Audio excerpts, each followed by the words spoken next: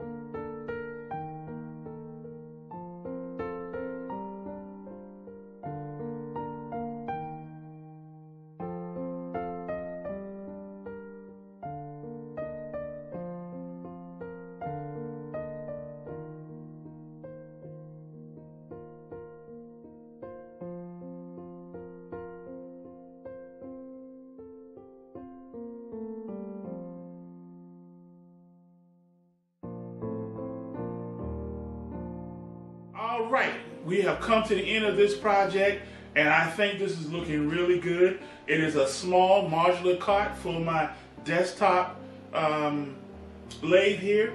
It's exactly 46 inches off the ground, perfect for my 30-inch stool, or if I stand up and do a little work with it as well.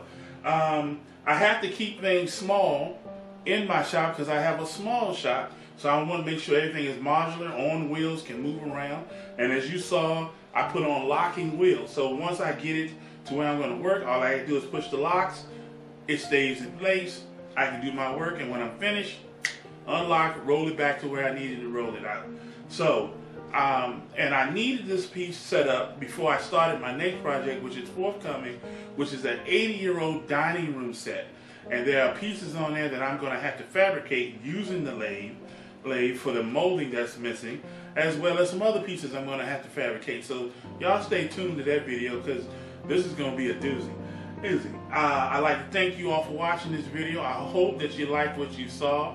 And also, hit that subscribe button and send some comments and tell us how you like the channel, what I could have done better, what you think I could have done better on here. And with all that said, thanks for watching. See you guys next time.